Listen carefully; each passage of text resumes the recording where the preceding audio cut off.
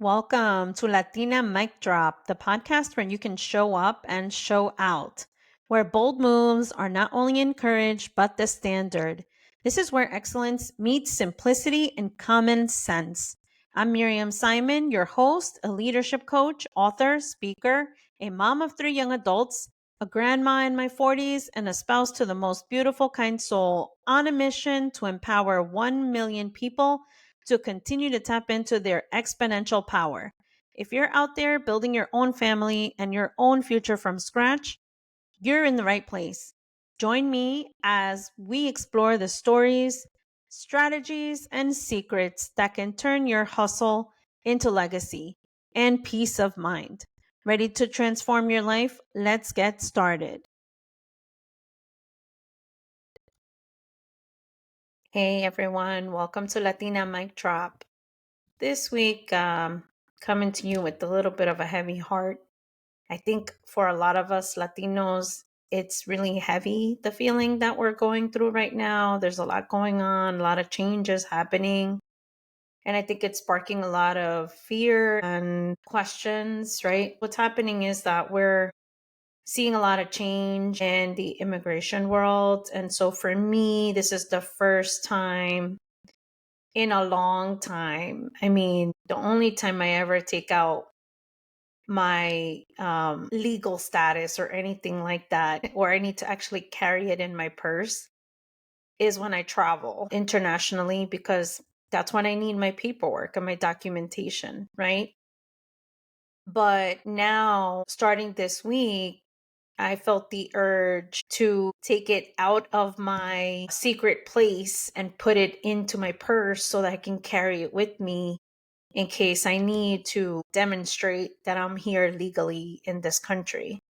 And so, what's been sparking a lot for me is just thinking about all the changes that we've been through as a community.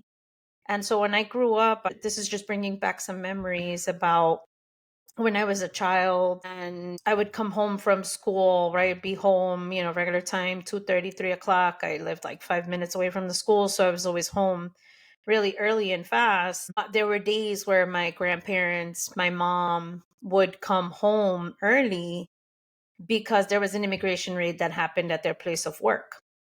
My mother and my grandmother were always able to come home because they had their papers. They've always carried it with them, but they worked in places where people didn't have their papers. And so we were always under like some constant fear and always constantly knowing that this could possibly happen. Even though we're legally here, that doesn't mean that it doesn't affect us, because it does, because we constantly need to prove that we're here in this country legally, and we're subject to a lot more scrutiny than other people that don't look like us.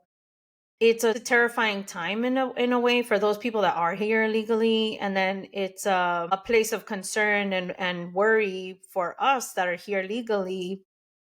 But now, like, my 6-figure corporate job isn't gonna stop anybody from asking me, hey, where were you born? And that's happened to me even when I've traveled to Puerto Rico.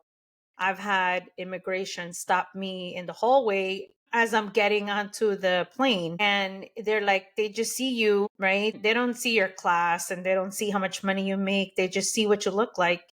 Hey, you look, you're not American or Puerto Rican or whatever it might be. And then they ask me the question, hey, where can I ask you a question? I'm like, yeah, sure. Where are you from?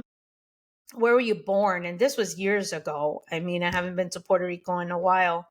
And the last time I went, I didn't have an issue and I wasn't stopped. But these are the kinds of things that happen. And, I have to pull out my papers and show that I'm here legally, and always go through a few questions so that they can actually prove that you're from here. And so I've been going through this since I was a kid, because even as a kid, going into Mexico and coming back, whether we drove there or on a plane, that has always been the case. You always have to prove that we belong in this country. Then when I just think about how that has affected me, in the corporate world, in the corporate sense, in my job as an entrepreneur, in any office space or any space really that I go to, right? Like, I am going to have those questions and I am going to have that warning that's going to come up. It's not something that I want to happen. It's not something that I need to happen. It's just something that happens because I'm used to it. So I'm used to the fact that everywhere I go, I am normally questioned as to whether I belong, and because of the immigration status. And so at a foundational level, right, you think that that doesn't cross over into other places. Of course it does. And so then now it's like, okay, now I have to prove to other people that I belong. Now I have to prove to these people that I belong. And so, because you never know what the other side is really thinking, because when it comes to immigration and when it comes to cultural competence, people aren't as honest as they would like to be, as much as you want to be. I mean, I don't have a problem with it because I am the othered. So what's going to happen to me is I have that compassion and I'm able to talk to other people from other places and I can relate to them. But people that don't have that, who are don't have the questioning, who aren't questioned, who just show up and are, regardless of their shortcomings and weaknesses, they're helped and they're given the silver spoon and they're given, hey, you know what? Sure, we can help you. Yes, we can mentor you. Yes, we can sponsor you. Yes, we can do this and that. Right. But for me, it's always prove yourself to the next level. Right. You need to prove yourself that you belong. You need to prove. And as I don't think it's something that people do intentionally. I don't even think people realize that that's what they're doing. But I think because of, as a culture, we have been socially conditioned to do this kind of thing. And we're doing it again now, and we're seeing it again now at such a high level all over the place. And now people are really starting to see it. Now, I saw this when I was a kid. So to me, this is nothing new. And I've experienced it myself my entire life. So for me, it's not new. It's just awareness. Now I have to be at a peak awareness and think to myself, okay, what do I need? What can I do? How can I be careful about like notifying anybody if something were to happen? And look, I have a nice fancy job in a nice area in New York City, and I'm still concerned about it because it could happen to me. I ride the trains into the city. I go into Newark, New Jersey, right where that raid just happened in Newark, New Jersey. We drive around the area. We're around. Listen, my face, you can tell I am Latina. You can tell there's no ifs, ands, or buts about it. It's not questioned whether I'm Latina or not. For sure, I don't look like the other side. I'm going to be questioned. I just think about how this is negatively affecting and how this is just a question. And what I love to see is how our community finds a way to, like address the issues. I see a lot of people coming as a community together to put out the information that they need and put out the information about what they should do. And I mean, if you think that this doesn't affect you, it will at some point, because we're all, I think the majority of us know somebody, and it's so unfortunate that we have to go through this again over and over and over. But at this point, like, we should know that it's coming. We should know already, because this is nothing new. This is something that has been going on forever and forever, forever. And the fight, I mean, the fight continues. So us who are here now, who are more educated, who have the resources, who have the ability to speak on it, who have the ability to say, hey, this negatively affects us too. And the good thing about it is that there are so many allies that we have, so many different people who are with us and who see that this is an inhumane way of treating people. And yeah, there are people who make mistakes. Yes, there are people who do things. It's everywhere. It doesn't matter where you come from. It doesn't matter where you're born. Like, that happens all over the place, everywhere. It's a human issue. It's not an American issue or an immigration issue. It's something that happens all the time. And so for us as a community, you know, I think it's time for us to really come together and to really show up in a way that demonstrates our capability. And we have been showing up, right? A lot of us show up every single day. The fight is real, the struggle is real. And what we're doing to get ourselves to the next step, to the next level, to do better than our parents and our grandparents who brought us here and who came here too to live a better life. They did what they could. Then the next generation does what they can. Then the next generation does what they can, and so on and so forth. And it'll continue on. And what's just sad to see is the fact that people forget where they come from. And that really bothers me because we all come from somewhere else. There's not one person here in this country that hasn't come from their ancestors aren't from another place. And therefore, it's just interesting to see how people forget once they get a little bit of money or they get a little bit of social status or they become whatever, they think they're big and all this other stuff. And that just really irks me till no end, that they forget where they come from. And just because it may not negatively affect you or you haven't seen the struggle doesn't mean that you can't empathize or you have no compassion for people and your brothers and sisters that look like you. And that to me is just the most unbelievable part of what we're going through now. And like I said before, like the line is drawn. So many of you, and listen, it's not about politics. To me, it's about, as a community, what is best for everyone. And unfortunately, what is best for you is not what's best for me. It's not what's best for my neighbor. What's not best, for people who are here illegally, right? There's just so many different ways that we can look at this. But the one important part is that so many of us are even considering, like, what rights are we going to lose? Like, we fought so hard to get to this point. My grandparents came here with nothing. They brought their kids here, and some of them were born here and they're US citizens. And now to think that that could be taken away as well is like, wow, really? Seriously? So what does that mean, right? That now you can't be born here and have a US citizen status. I mean, that to me is just really insane, but that's what's happening. People who thought that this wasn't going to happen, I mean, you're going to see. I think the lesson is not for us. I think the lesson is for you to learn and see what this looks like and what this is about. We're going to have to, as a community, learn how to stick together. And I think this is the time for us to do that part. I think a lot of people have been wanting to unify, but at this point, this is where you will need to be unified, because otherwise, separately and apart, we will not be able to do this on our own. We will need everyone to come together.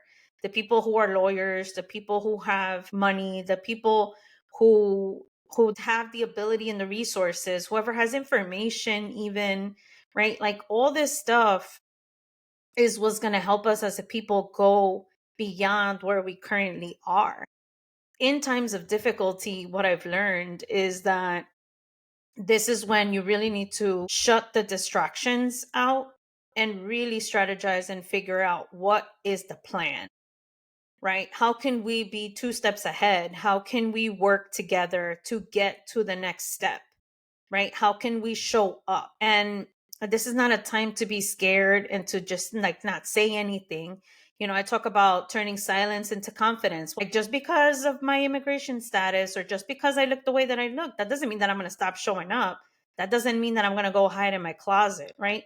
For me, that I have the ability and I am here legally, I have a different privilege than the people that don't. And so it's important for me to be able to speak up or to say something or to even just, in whatever way you can, everybody has to be able to do their part. And so that's why for me as a Latina, this is one of the main reasons, one of the main drivers I've been able to speak up more and talk more and be honest and truthful about what's happening. Because if you have to continuously prove yourself, which is what we've been taught as a society from a baby, a kid, even from before my grandparents, it's just been, you're going to have to show up.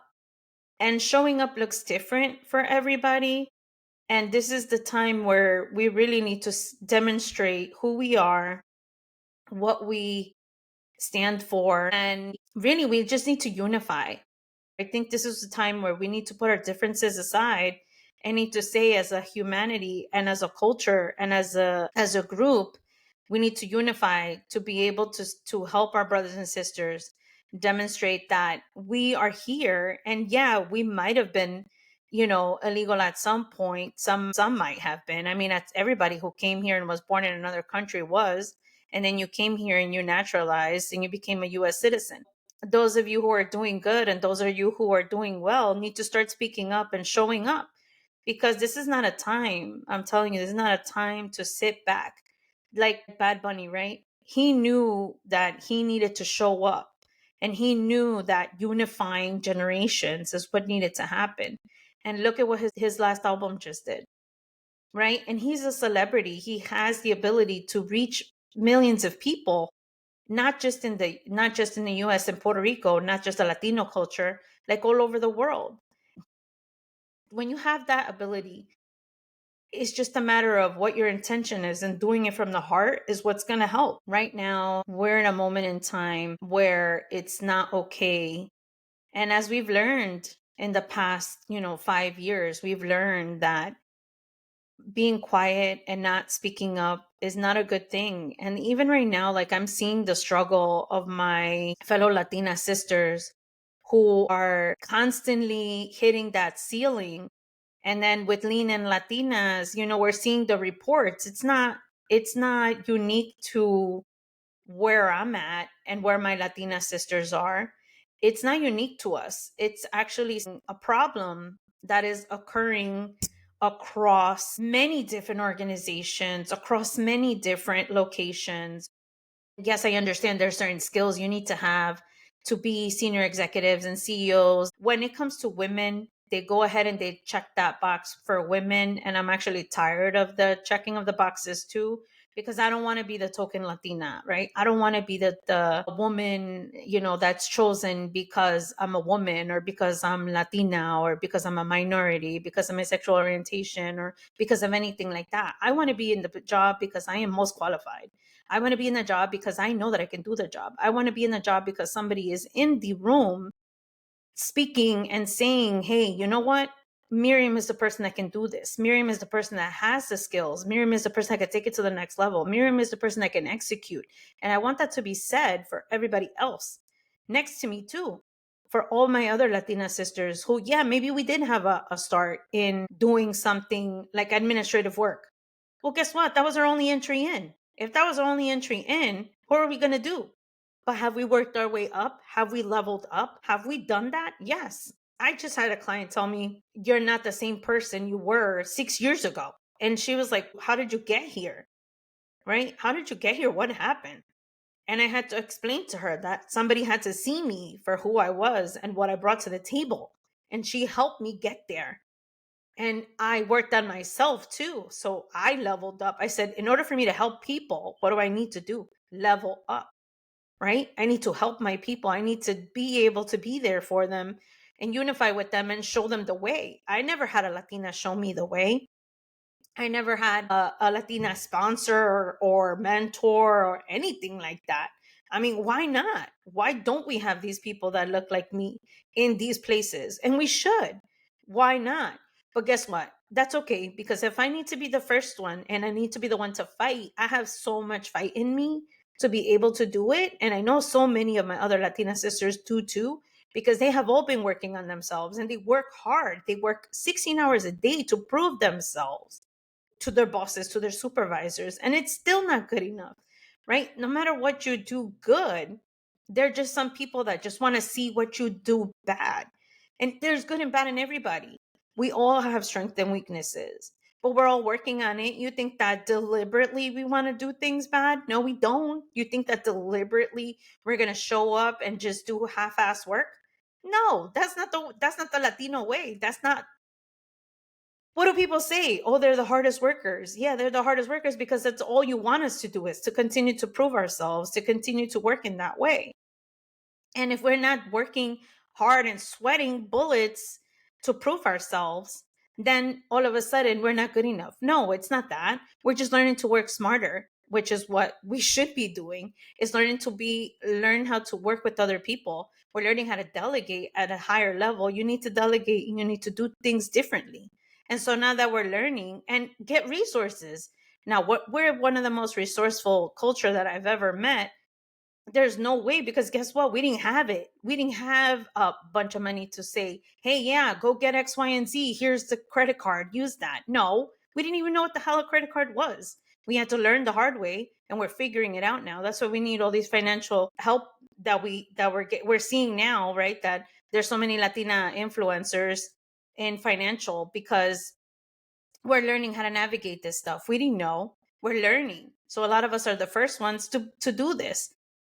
But why? Why do I need to prove myself? And why do I need to continuously be judged by what I look like and where the hell I was born? At the beginning, it's embarrassing to even say it, but I would even hold back that I was from Mexico, because I know what people stereotype people from Mexico. They think you're hard workers, you're not smart, all kinds of things that they say. But at the same time, I know that that's not true for me.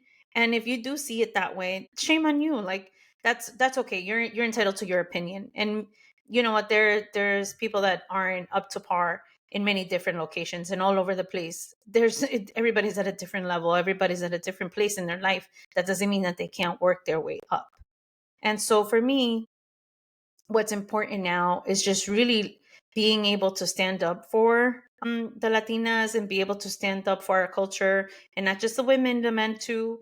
But men, they have it a lot easier than us women. They have been. And for many years, we weren't able to even have our own credit cards if a man didn't sign for us. We weren't able to even go to work. We had to stay home to take care of the home so that they can go make the money. And even us just getting money is brand new. So a lot of things were new for us, voting, all kinds of stuff, right?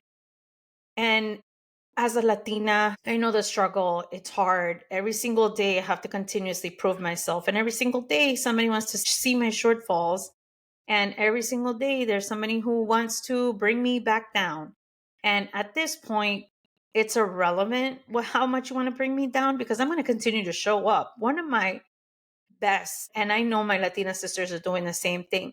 They show up. They show up. They're not afraid to come to work. They're not afraid to speak up. They're not afraid to go ahead and say what they need to say. And a lot of us, we had no choice. We had strong moms and strong grandmas and strong aunties who helped us stand up. And a lot of Latina, I know a lot of Latina wives who actually handle all the money, and their husbands just give the money to them. So there's a lot of them who really do have the skills and who have been running their households for long periods of time. And now that we want to get out of the household and do it out in the world, like, we deserve an opportunity to be able to do so. And we also deserve an opportunity to be able to lead teams and do all kinds of things. And people really just need to stop looking at what it was or what you thought it was, and really start looking at who the hell we are today. Because who we are today is very different than who the hell we were before. And so many of us have leveled up, and we're going to continue to level up, and we're going to continue to show up. So in a way, very excited for where we're headed, because out of this will come something big. And we may not be able to see it now, but we will see it when things become tough and things become uncomfortable, is when you're able to move and you're able to make those decisions and you're able to make the changes that need to happen. And this is where we are as a culture, and this is where we are as this is just where we are. And this is where a lot of us in different other categories, minority categories, are going to show up. And this is where we're going to thrive, and we're going to figure it out. And don't forget the people that have struggled and have sacrificed to bring us to this point. And that for me is really important, because I remember my grandparents, my parents, my aunts and uncles, and probably even all those people that were back in Mexico and didn't have it the way we have it. And I see my cousins and I see other people who just don't have the life that we have here. And I'm very blessed and very privileged. And a lot of us are here in the United States. And to think that a lot of that could be taken away is hurtful. But at the same time, we're going to figure it out and we're going to help each other out and we're going to make it work. So hang in there, work together, get the information you need, go find the resources, find the people, go find your community, figure out what exactly it is that you need, get the help, ask questions. Don't be afraid to speak up, and we're going to get through this. One way or another, we're going to figure things out, and we're going to figure it out, and we're going to see it in a few years from now. Some of us may not, some of us will. And hopefully we can be more unified and get that unity that so many of us have been talking about that we haven't had.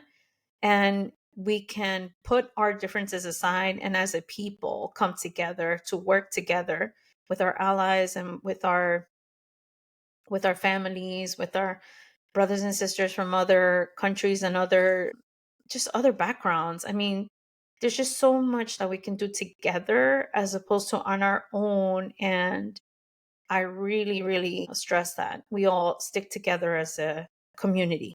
So take care. I'll see you on the flip side. Another episode of Latina Mic Drop. Thanks for tuning in to Latina Mic Drop. Remember, you're not alone on this journey. We're building something extraordinary together. If today's episode inspired you, subscribe, leave a comment, and share it with someone who needs to hear it. For one-on-one coaching and more resources, follow me on your favorite social media platforms at author Miriam Simon, or visit my website at Miriam Simon Online. Until next time, keep turning your tattoos into pearls of wisdom and your dreams into reality. Stay strong, stay focused, and let's make history.